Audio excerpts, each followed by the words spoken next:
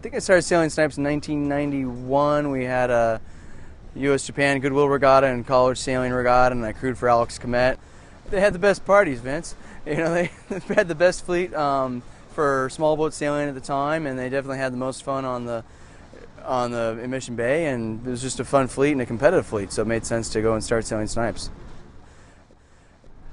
But there's a lot of sharing that goes on with information, and the nice thing is that if you can get your local fleet or your country to go faster, and if your whole country's pushing you harder and you're pushing them harder, then when you get on the international scene, everybody's going to benefit. And that's one thing that's worked over 10 years of being in the Snipe class, is that as we pushed everybody to go harder. It used to be you could practice for nationals, it's only 2 weeks of training, but now you need more than 2 weeks of training to go fast at nationals or worlds. To be, a lot of the guys in Miami are practicing at least 1 or 2 weekends a month to make sure that they're on speed with the international pace. And as over 10 years, by sharing information, the whole fleet and the whole country has gotten faster, and our results as a country have been better. Racing against Augie is a lot of fun. He's always real competitive, and he's always got a good attitude. It's always fun to watch him work on his boat and make sure that absolutely everything's perfect. And we actually got a chance to trade boats yesterday, and his boat was everything was in immaculate condition, and he got in ours, and it was a disaster, and we have a lot of maintenance work to go, but it's always fun to sail against Augie.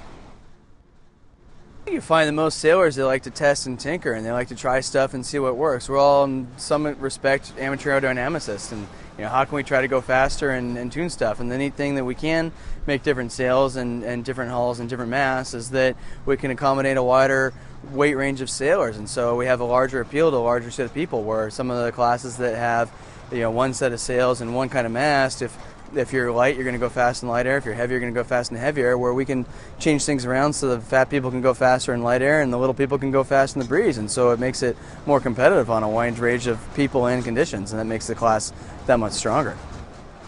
I think what's been surprising is that there's only so many sail shapes that go fast, and I think the class has gravitated towards several, maybe 3 different sail shapes that they've gravitated towards to make the boat go fast. And as we go through this week, I think everybody's tuning will start to look more similar to match the conditions that you'll see on the race course. So in the end, it comes down to how well the person's sailing and what their technique is in the boat, not just the sails. The sails are obviously a really important part, but there's certain shapes that are going to be better on this race course, and people gravitate towards that.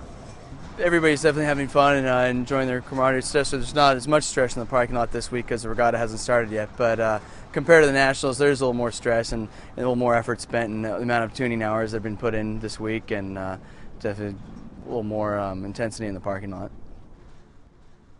To win the Star Worlds was extremely difficult. You had to be confident in your speed. You had to be fast in your speed. You had to have the ability and the luck to get off the starting line and not to have someone tack on you on the first beat and take out your lane if you were behind.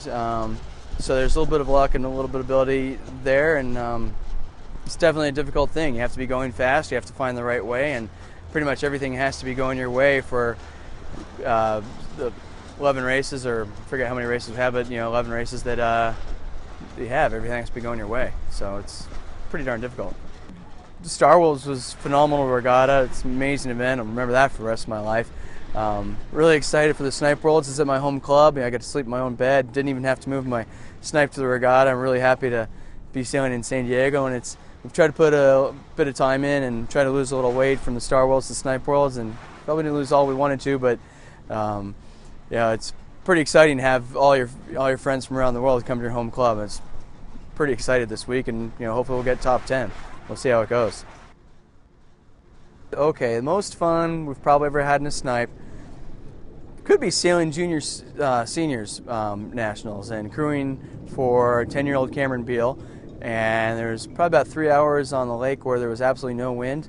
And the photo that appeared in the newspaper the next day was a photo of all the boats drifting on the lake, and there was no one in our boat because we were out swimming and capsizing other boats and throwing water balloons and shooting off squirt guns, and might have been one of the more fun times in a Snipe.